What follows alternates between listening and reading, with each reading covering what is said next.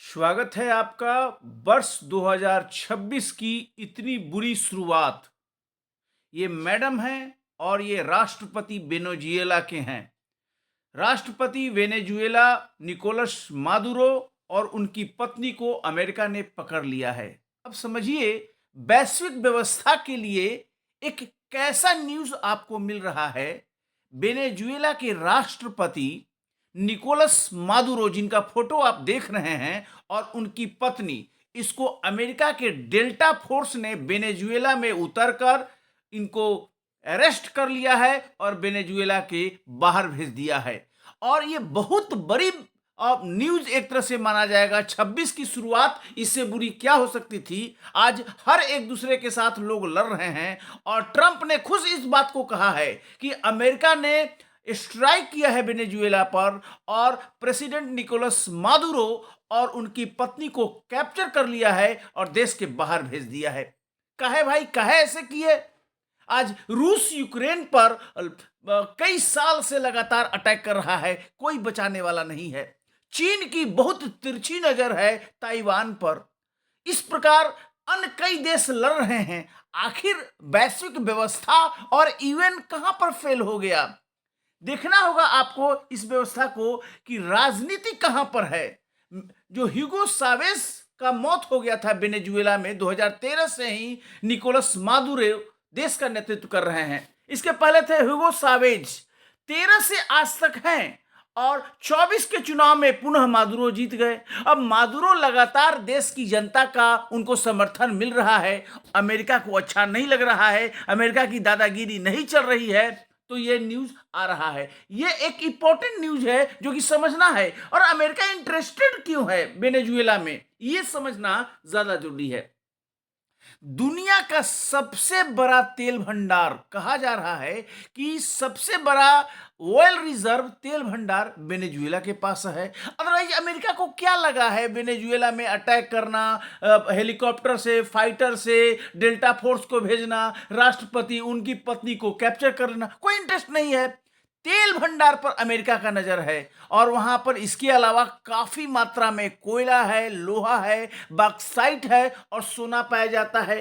तो अमेरिका का जो इंटरेस्ट है वो रिसोर्सेस पर है जो वेनेजुएला का है। और जो मादुरो हैं, 13 से आज तक जनता का उनको लोकप्रिय समर्थन हासिल है।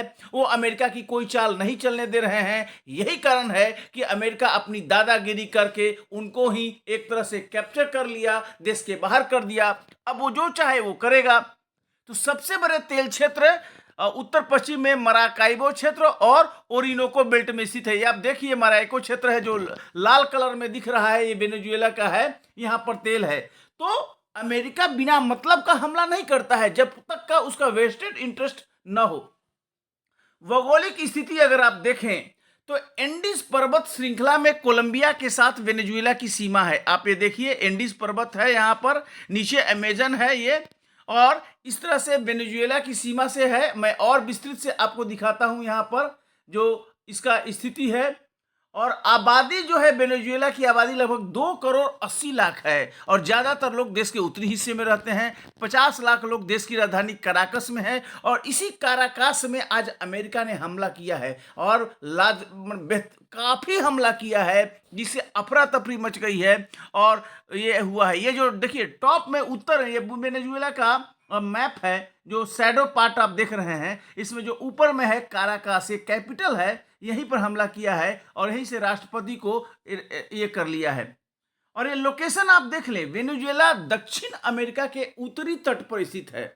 दक्षिण अमेरिका के उत्तरी तट पर, उत्तर अमेरिका नहीं, दक्षिण अमेरिका का। और इसके देखिए वेनेजुएला के अगर नीचे देखें, यानी कि साउथ में ब्राजील है, ईस्ट में गुयाना है और वेस्ट में कोलंबिया है और नॉर्थ में क्या है, कैरेबियन सागर है। अब बीच में इस तरह से वेनेजुएला स्थित है। तो ये वेनेजुएला का है, इस तरह से है। और इस प्रकार ये वेनेजुएला का कैपिटल में उसका कौन से उसके चारों तरफ बाउंड्री में है, ये मैं आपको दिखा रहा हूं।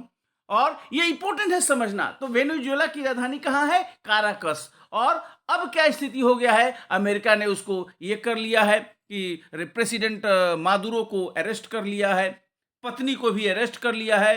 तुम लोग बाहर जाओ, तुम लोग अब रोकोगे नहीं, अब जम के वहां का जो रिसोर्सेज है उसकी लूट होगी और ये सारा काम किया जाएगा।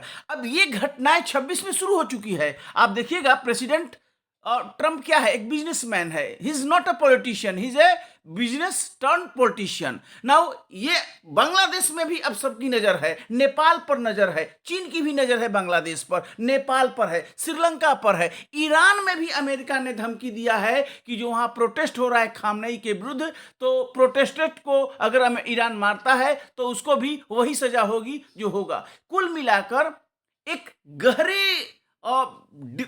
अविश्वास का दौर, वैश्विक व्यवस्था पूरी तरह विफल मानेंगे, जहां पर संयुक्त राष्ट्र संघ पूरी तरह विफल है, कोई मतलब नहीं है।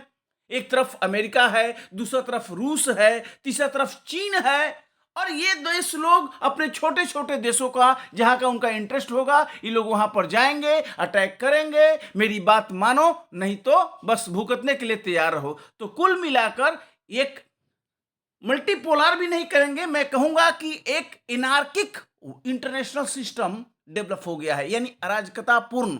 अगर आपको अपने कंट्री को बचाना है तो बचा लो। कैसे बचाओगे भाई? तो आपको वेपन के द्वारा डिफेंस मजबूत करके ही बचा सकते हैं। अदरवाइज ट्रम्प जहां भी देखेगा कि उसको रिसोर्सेज है, संसाधन है, वहां अटैक करेगा, वहां पर उसके लीडरशिप को खत्म कर देगा या एग्जाइल में बाहर भेज देगा, और वो करेगा।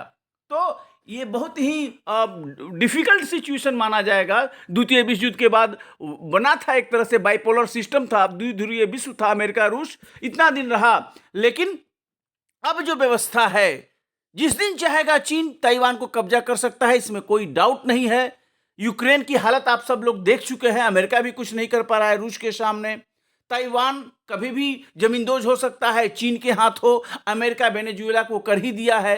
बांग्लादेश, चीन, बांग्लादेश, नेपाल, श्रीलंका, ये सब चीन और अमेरिका के मोहरे बन गए हैं। तो कुल मिलाकर ये सिचुएशन बताती है कि यह तृतीय विश्व युद्ध का एक प्रारंभिक दौर और प्रारंभिक स्थिति है, जहां पर बाद में ये सब स्थितियां अलाइनमेंट होगा और विश्व युद्ध की तैयारी है। बहुत बहुत धन्यवाद। Thank you.